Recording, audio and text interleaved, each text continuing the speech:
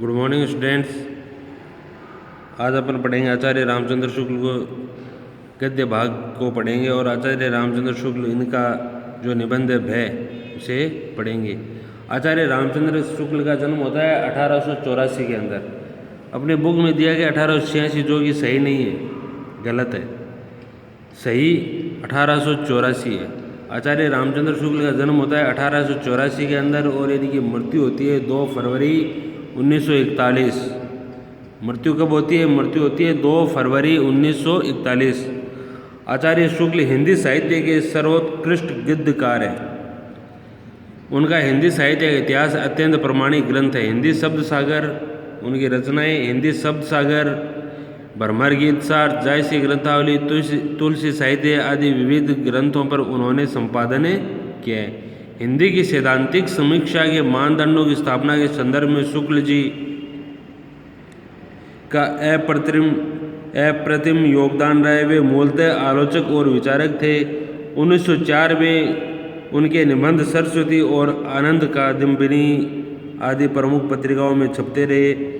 सरस्वती पत्रिका जो कि उस समय की सबसे महत्वपूर्ण पत्रिका थी और आनंद कादम्बिनी आदि प्रमुख पत्रिकाओं में छपते रहे। प्रौढ़ निबंधों का संग्रह चिंतामणि भाग 1 और चिंतामणि भाग 2 में प्रकाशित हुआ है। शुक्ल जी के चिंतामणि भाग 1 जो कि उनका निबंध संग्रह, उस पर उन्हें मंगला प्रसाद पारितोषिक प्राप्त हुआ। उत्साह, करुणा, क्रोध, श्रद्धा, भक्ति, लज्जा और ग्लानि, लोभ और प्रीति, घृणा, भय आदि मनोविकार से संबंधित निबंधों को उनके मन और बुद्धि का अद्भुत सामंजस्य दिखाई देता है। इन निबंधों के माध्यम से शुक्ल जी ने लोक की विविध परिस्थितियों के आचार व्यवहार तथा अनेकानेक संघर्षों के बीच पड़े हुए मन की व्याख्या की है। दुख व सुख की मूल प्रवृत्तियां ही जीवन को गतिशील बनाती हैं। यहाँ पर आचार्य रामचंद्र शुक्ल जो कि हिंदी साहित्य के अंदर मनोविश्लेषणात्मक यानी भाव और मनोविकारों से संबंधित मनोविश्लेषणात्मक निबंधों की रचना करते हैं। शुक्ल जी की सर्वाधिक महत्वपूर्ण रचना है हिंदी साहित्य का इतिहास, जिसके द्वारा आज भी काल निर्धारण होता है। हिंदी साहित्य के अंदर काल का जो निर्धारण होता है, आदिकाल, भक्तिकाल, रीतिकाल, आधुनिक काल, उन चारों कालों का निर्धारण आचार्य रामचंद्र शुक्ल के इतिहास, हिंदी साहित्य के इतिहास के आधार पर ही होता है। आज भी उसी के आधार पर होता है, हिंदी साहित्य के इतिहास के आधार पर होता है। आचार्य रामचंद्र शुक्ल का निबंध था हिंदी साहित्य का इतिहास, ऐतिहासिक पुस्तक लिखी है उन्होंने और उसी के आधार पर आज भी काल का निर्धारण और पाठ्यक्रम में सहायता ली जाती है। हिंदी साहित्य इतिहास में जो भी पाठ्यक्रम है उसमें हिंदी साहित्य इतिहास आचार्य रामचंद्र शुक्ल की जो पुस्तक है उसकी सहायता ली जाती है। और उन्होंने वैज्ञानिक आलोचना का सूत्रपात भी किया। उन्होंने वैज्ञानिक आलोचना का सूत्रपात किया। इतिहास लेखन और रचनाकार के जीवन और पाठ को समान महत्व दिया। इतिहास लेखन में रचनाकार जो इतिहास जिसने लिखा है उसमें रचनाकार के जीवन और उसके पाठ को समान महत्व किसने दिया? आचार्य रामचंद्र शुक्ल ने दिया। आचार्य रामचंद्र शुक्ल का जन्म बस्ती जिले के अगौना नामक गांव में हुआ। इनके पिता मिर्जापुर में एक कानूनगो थे और वहीं पर इनकी पढ़ाई लिखाई होती है और बाद में यह इलाहाबाद चले जाते हैं और इलाहाबाद जाने के बाद में यह BHU यानी बनारस हिंदू विश्वविद्यालय BHU के अंदर हिंदी के प्राध्यापक नियुक्त होते हैं। कौन? आचार्य रामचंद्र शुक्ल। BHU बनारस हिंदू विश्वविद्यालय के अंदर हिंदी के प्राध्यापक नियुक्त होते हैं और उसके बाद 1937 से लेकर अपनी मृत्यु तक यानी 1941 तक हिंदी विभाग के विभागाध्यक्ष भी रहते हैं। हिंदी विभाग के विभागाध्यक्ष भी रहते हैं। कौन? आचार्य रामचंद्र शुक्ल। जीवन के 4 साल, अंतिम 4 साल वह हिंदी BHU बनारस हिंदू विश्वविद्यालय BHU के अंदर हिंदी के विभागाध्यक्ष भी रहते हैं। अब इनका निबंध भय नामक मनोविकार दुखात्मक संवर्ग का भाव है। भय नामक मनोविकार दुखात्मक संवर्ग का भाव है। मनुष्य जीवन में प्राणी जगत की सत्ता में सुख और दुख मूल आधार है, मूल प्रवृत्ति है। शुक्ल जी के इस विचार प्रधान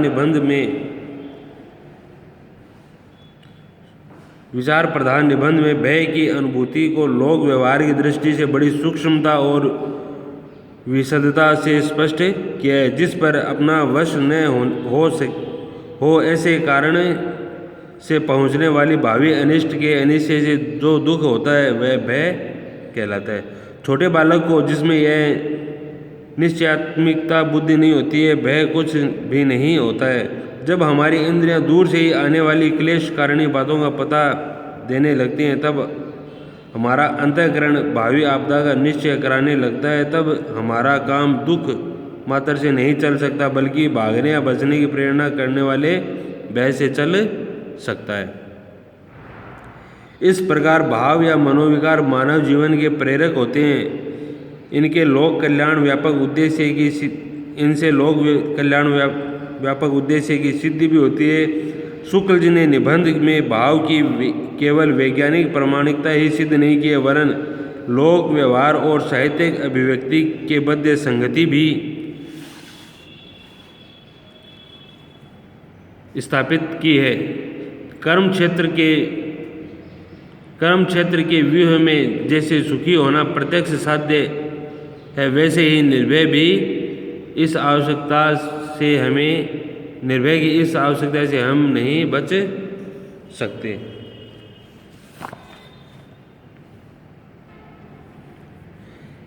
मूल पाठ। किसी आती हुई आपदा की भावना या दुख के कारण के साक्षात्कार से जो एक प्रकार का आवेगपूर्ण अथवा स्तंभकारक मनोविकार होता है, उसी को भय कहते हैं। आपदा का अर्थ होता है संकट, साक्षात्कार यानी आमना सामना। कि जब कोई संकट हमारे सामने आता है तो एक प्रकार का आवेगपूर्ण तथा अथवा स्तंभकारक मनोविकार होता है, उसी को भय कहते हैं। क्रोध दुख के कारण पर प्रभाव डालने के लिए आकुल करता है और भय उसकी पहुंच से बाहर होने के लिए। कि अपन को किसी बात पर क्रोध आता है तो लेकिन उससे भय भी लगता है, कहीं ऐसा न हो जाए, कहीं और कुछ न हो जाए। भय उसकी पहुंच से बाहर होने के लिए। क्रोध दुख के कारण के स्वरूप बोध के बिना नहीं होता। क्रोध दुख के कारण के स्वरूप बोध के बिना नहीं होता, किंतु दुख का कारण चेतन होगा और यह समझा जाएगा कि उसने जानबूझकर दुख पहुंचा है, तभी क्रोध होगा। अगर आपको क्रोध किस बात पर आता है कि आपको अगर किसी ने दुखी किया है और आपको पता चले कि उसने आपको जानबूझकर दुखी किया, तो आपको उस पर क्रोध आएगा कि नहीं आएगा? क्रोध आएगा। पर भय के लिए कारण का निर्दिष्ट होना जरूरी नहीं है। इतना भर मालूम होना चाहिए कि दुख या हानि पहुंचेगी। लेकिन भय का अर्थ होता है डर। आपको डर लगता है, किससे? आपको पता चल जाएगी यार आज मेरे मार पड़ने वाली है। कारण का आपको पता नहीं है, कारण का कुछ लेना देना नहीं है। आपको इतना ही पता चल जाए कि आपकी मार पड़ने वाली है, तो आपको भय लगेगा। इतना भर मालूम होना चाहिए कि दुख या हानि पहुंचेगी। यदि कोई ज्योतिषी किसी गंवार से कहे कि कल तुम्हारे हाथ पांव टूट जाएंगे, तो उसे क्रोध न आएगा, भय लगेगा। अरे अगर कोई महात्मा है, कोई हस्तरेखा देख रहा है, कोई कुछ कर रहा है, हाथ की रेखाएं देख के आपको कह देगी भाई आपके कल हाथ पांव टूटेंगे, आपके एक जोग है और यह जोग यह है कि आपके कल हाथ पांव टूटेंगे, आपको उस पर क्रोध नहीं आएगा, आपको डर लगेगा कहीं यार हाथ पांव न टूट जाए। बाबा जी सत्य कह रहे हैं, बाबा जी सही कह रहे हैं, बाबा जी जो कहते हैं सही कहते हैं। पता नहीं बाबा जी कितनों का कल्याण कर चुके हैं। अरे बाबा जी कल्याण करते तो बाबा जी क्यों बनते? बाबा जी पहले खुद का कल्याण करते, और खुद का तो कल्याण कर ही रहे हैं। आपको बता दिया आपकी रेखा में ये लिखा हुआ है आपके कल हाथ पांव टूटेंगे, तो इसका निवारण भी बाबा जी बताते हैं और 100 रुपये ले लेते हैं। तो बाबा जी का तो कल्याण हो गया, आपने डर के 100 रुपये दे दिए। आपको डर लग रहा है, भय लग रहा है कि कहीं अपने हाथ पांव न टूट जाएं, आपने इसी डर के चक्कर में बाबा जी को 100 का नोट निकाल कर दे दिया और बाबा जी का कल्याण हो गया। अरे बाबा जी को इतना ही पता चलता तो बाबा जी अंबानी नहीं बन जाते क्या, कि कैसे काम करें और कहाँ पर काम करें, कितना पैसा आएगा। चलो ये बात और है, कल हाथ पांव टूट जाएंगे तो उसे क्रोध न आएगा, भय लगेगा। पर उसी से यदि कोई दूसरा आकर कहे, उसी आदमी से कोई दूसरा आदमी आकर कहे कि कल अमुक अमुक तुम्हारे साथ तुम्हारे हाथ पैर तोड़ेंगे, तो वह तुरंत त्योरी बदल कर कहेगा कि कौन है मैं हाथ पैर तोड़ने वाला, देख लूँगा। अगर वही आदमी किसी दूसरे से जो आकर कहेगा कि वह आदमी कल आपके हाथ पांव तोड़ेगा, क्या करेगा, आपके हाथ पांव तोड़ेगा। अगर कोई आदमी उसी आदमी से कहे कि कल वह आदमी आपके हाथ पांव तोड़ेगा, तो उसे भय नहीं लगेगा। त्योरी यानी अपनी आंखों की भरकुटी चढ़ाकर, अपनी आंखों की बोहें चढ़ाकर बोलेगा कि आएगा उसे देख लूँगा, कौन आ रहा है मेरे हाथ पांव तोड़ने, कहीं वापस तोड़वा कर तो नहीं जाएगा ना मेरे से, ऐसे कहेगा। तो उसे भय नहीं लगता है, उस समय उसे भय नहीं लगता है। भय का विषय 2 रूपों में सामने आता है, असाध्य रूप में और साध्य रूप में। भय कितने रूप से सामने आता है, 2 प्रकार से सामने आता है। कौन कौन से, असाध्य जिसको साधा ना जा सके और साध्य जिसको साधा जा सके। असाध्य विषय वह है जिसका किसी प्रयत्न द्वारा निवारण असंभव हो या असंभव समझ पड़े। असाध्य रूप कौन सा होता है, असाध्य रूप वह होता है जिसे साधा न जा सके, जिसका निवारण न हो सके, जिस विषय का निवारण न हो सके, जिसे साधा न जा सके, उसे कहते हैं असाध्य। असाध्य विषय वह है जिसका किसी प्रयत्न द्वारा निवारण असंभव हो या असंभव समझ पड़े। असंभव यानी जो संभव न हो, असंभव यानी जो संभव न हो। साध्य विषय वह है जो प्रयत्न द्वारा दूर किया या रखा जा सकता है। और साध्य विषय कौन सा है, जिसको साधा जा सके, जिसका निवारण संभव हो, जिसका निवारण संभव हो, उसे कहते हैं साध्य। अब देखो, 2 मनुष्य एक पहाड़ी नदी के किनारे बैठे या आनंद से बातचीत करते चले जा रहे थे। 2 आदमी हैं जो एक नदी के किनारे पहाड़ी पर बैठे थे या बातचीत अपने आनंद में यानी अपने में ही मग्न होकर बातचीत करते चले जा रहे थे। इतने में सामने भोर की दहाड़ सुनाई दी, यानी शेर की दहाड़ सुनाई दी सामने से। यदि वे दोनों उठकर भागने, छिपने या पेड़ पर चढ़ने आदि का प्रयत्न करें तो बच सकते थे। विषय के साध्य या असाध्य होने की धारणा परिस्थिति की विशेषता के अनुसार ही होती है, पर बहुत कुछ मनुष्य की प्रकृति पर भी अवलंबित रहती है। बहुत कुछ मनुष्य की प्रवृत्ति पर भी अवलंबित रहती है। क्लेश के कारण का ज्ञान होने पर उसकी अनिवार्यता का निश्चय अपनी व्यवस्था या अक्षमता की अनुभूति के कारण होता है। यदि यह अनुभूति कठिनाइयों और आपत्तियों को दूर करने के अनभ्यास या साहस के अभाव के कारण होती है तो मनुष्य स्तंभित हो जाता है और उसके हाथ पांव नहीं हिल सकते। पर कड़े दिल का या साहसी आदमी हो तो जल्दी डरता नहीं और डरना भी नहीं चाहता, तुरंत संभल कर अपने बचाव के उपयोग में लग जाता है। अब साध्य और असाध्य कैसे, मान लो 2 आदमी, कवि आचार्य रामचंद्र शुक्ल कह रहे हैं कि 2 आदमी हैं, नदी के किनारे बैठे हैं, आनंद से बातचीत कर रहे हैं, तभी उन्हें शेर की दहाड़ सुनाई देती है। तो दोनों अगर भागकर पेड़ पर चढ़कर अपनी जान बचा लें तो वह साध्य, ये साध सकते हैं, जिसको करने में किसी भी प्रकार की कठिनाई नहीं है। अगर उनमें से एक पेड़ पर नहीं चढ़ना जानता, उनमें से एक पेड़ पर नहीं चढ़ना जानता और वह नीचे रह जाता है, तो वह उसके लिए क्या हो जाएगा, वह उसके लिए असाध्य हो जाएगा। और जो चढ़ना जानता है और चढ़ गया पेड़ पर, वह उसके लिए साध्य है, क्योंकि वह उसे साध सकता है, अपने पेड़ पर चढ़ सकता है, अपनी जान बचा सकता है, भय से अपनी जान बचा सकता है, पेड़ पर चढ़ सकता है। लेकिन जो दूसरा उसका दोस्त है वह पेड़ पर नहीं चढ़ सकता, यह भय उसके लिए क्या हो गया, असाध्य हो गया। जो शेर की दहाड़ है, शेर का भय है, उसके लिए क्या हो गया, असाध्य हो गया कि उसे वह साध नहीं सकता, उसे वह साध नहीं सकता।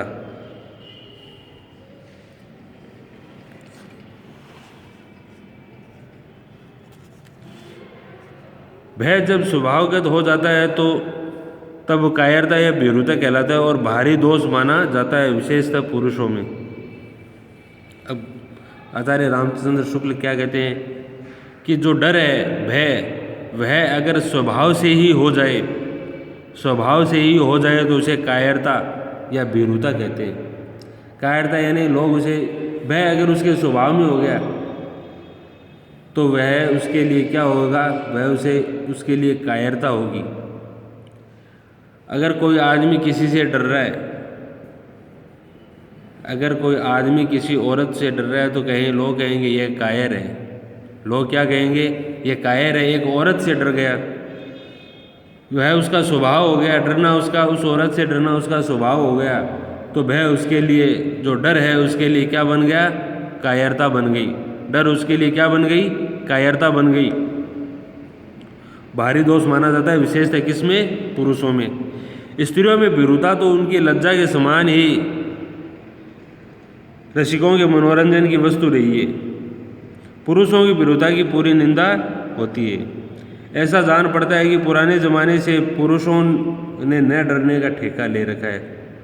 अब आचार्य रामचंद्र शुक्ल क्या कहते हैं, आचार्य रामचंद्र शुक्ल कहते हैं कि जो डर है, भीरुता है, जो कायरता है या भीरुता है, वह पुरुषों के अंदर, तो अगर पुरुष डरता है किसी से तो वह क्या है, कायर, और अगर स्त्री डरती है किसी से तो वह उसकी लज्जा है, क्या है, लज्जा, जो वर्षों से चली आ रही है।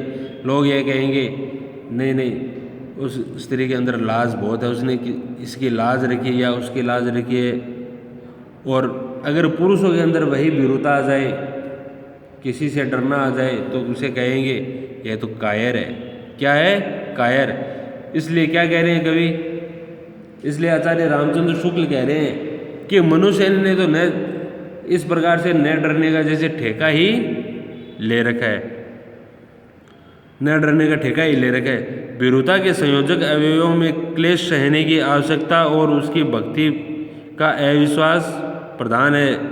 भातृ का सामना करने से भागने का अभिप्राय यही होता है कि भागने वाला शारीरिक पीड़ा नहीं सह सकता, तभी अपनी भक्ति के द्वारा उस पीड़ा से अपनी भक्ति का विश्वास नहीं रखता। यह तो बहुत पुरानी चाल की भीरुता हुई। जीवन के और अनेक व्यापारों में भी भीरुता दिखाई देती है। अर्थ हानि के भय से बहुत से व्यापारी कभी कभी किसी विशेष व्यवसाय में हाथ डालते हैं। परास्त होने के भय से बहुत से पंडित कभी कभी शास्त्रार्थ से मुख चुराते हैं। इस प्रकार की भीरुता की तह में सहन करने की अक्षमता और अपनी भक्ति का अविश्वास छिपा रहता है। भीरु व्यापारी में अर्थ हानि सहने की अक्षमता और अपने व्यावसायिक कौशल पर अविश्वास तथा भीरु पंडित में मान हानि सहने की अक्षमता और अपने विद्या बुद्धि बल पर अविश्वास निहित है। आचार्य शुक्ल यहाँ पर एक व्यापारी और एक पंडित के माध्यम से भय बताते हैं कि किस प्रकार एक व्यापारी नए व्यापार के अंदर हाथ डालने से कतराता है, डरता है। क्यों डरता है? क्योंकि उसे डर है कहीं उसे घाटा न लग जाए। उसे डर है कि कहीं उसे घाटा न लग जाए, इसलिए घाटे के डर से, अर्थ यानी रुपए के डर से वह आदमी नए व्यापार को शुरू नहीं करता है। तो यह उसके अंदर भय है, यह उसके अंदर क्या है? भय है, डर है। और एक पंडित है जो दूसरे पंडित से शास्त्रार्थ करने में कतराता है। क्यों कतराता है? कि कहीं वह उससे हार न जाए, वह उससे हार न जाए। अगर हार जाएगा तो उसकी मान हानि होगी, उसकी क्या होगी? मान हानि होगी। समाज में उसका जो कद है वह घट जाएगा कि एक पंडित है, यह शास्त्रार्थ में हार गया, ये पूरा पंडित नहीं है, इसे ना ही मंत्र आते हैं, ना ही इसे वेद आते हैं, ना ही पुराण आते हैं, कुछ नहीं आता इसे।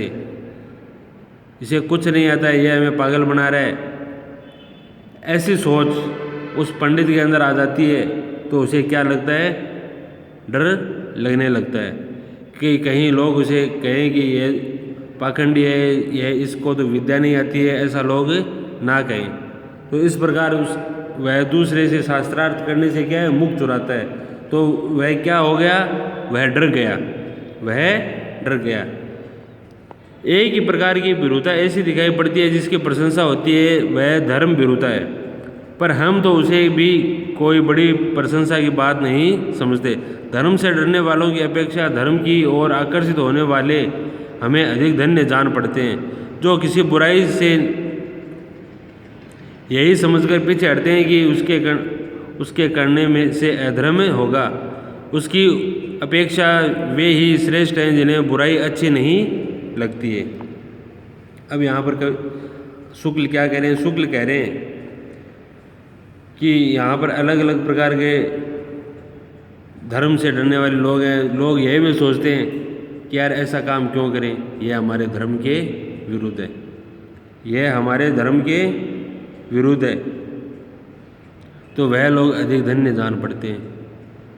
किसके बदले, उसके बदले कि जो दूसरे से शास्त्रार्थ करने से डरता है, उसके बदले यह अधिक जान पड़ते हैं कि नहीं भी यह काम धर्म के विरुद्ध है, हमें यह काम नहीं करना चाहिए। जो बुराई से यही सोचकर पीछे हटते हैं कि नहीं यह काम अच्छा नहीं है, यह अपने धर्म के विरुद्ध है, इसलिए हमें यह काम नहीं करना चाहिए। उसकी अपेक्षा वे श्रेष्ठ हैं जो बुराई अच्छी ही नहीं लगती। दुख या आपत्ति की पूर्ण निश्चय न रहने पर उसकी संभावना मात्र के अनुमान से जो आवेग शून्य भय होता है उसे आशंका कहते हैं। उसमें वैसी आकुलता नहीं होती, उसका संचार कुछ धीमा पर अधिक काल तक रहता है। घने जंगल से जाता हुआ यात्री चाहे रास्ते भर इस आशंका में रहे कि कहीं चिता मिल जाए, वह बराबर चलता रहता है, पर उसे असली भय हो जाएगा तो वह या तो लौट आएगा या एक पैर आगे नहीं रख सकेगा। दुखात्मक भावों में आशंका की जाने की कल्पना या भावना मात्र से भी क्षणिक स्तंभ के रूप में इस प्रकार के भय का अनुभव होता है।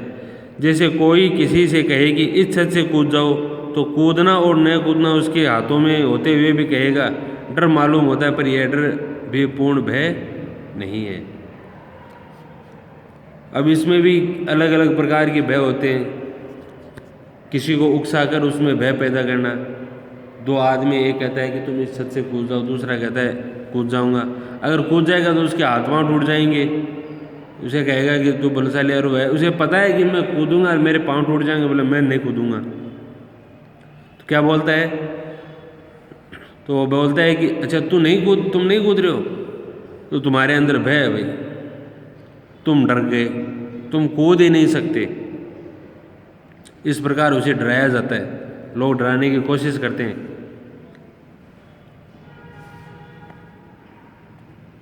क्रोध के अभाव के कारण पर क्रोध का अभाव दुख के कारण पर डाला जाता है। इससे उसके द्वारा दुख का निवारण यदि होता है तो सब दिन के लिए या बहुत दिनों के लिए। भय के द्वारा बहुत सी अवस्थाओं में यह बात नहीं हो सकती। ऐसे सज्ञान प्राणियों के बीच जिनमें भाव बहुत काल तक संचित रहते हैं, और ऐसे उन्नत समाज में जहाँ एक एक व्यक्ति की पहुँच और परिचय का विस्तार बहुत अधिक होता है, प्राय भय का फल भय के संचार काल तक ही रहता है। जहाँ वह भय भूला कि आफत आई, यदि कोई क्रूर मनुष्य किसी बात पर आपसे बुरा मान गया और आपको मारने दौड़ा, तो उस समय भय की प्रेरणा से आप भागकर अपने को बचा लेंगे। पर संभव है कि उस मनुष्य का क्रोध जो आप पर था उसी समय दूर न हो, बल्कि कुछ दिन के लिए बैर के रूप में टिक जाए, तो उसके लिए आपके सामने फिर आना कोई बड़ी बात नहीं होगी। प्राणियों की असभ्य दशा में ही भय से अधिक काम निकलता है, जबकि समाज का ऐसा गहरा संगठन नहीं होता है कि बहुत से लोगों को एक दूसरे का पता और उसके विषय में जानकारी रहती हो। अब यहाँ पर आचार्य शुक्ल क्या कहते हैं? आचार्य शुक्ल कहते हैं भय के भी अनेक प्रकार होते हैं।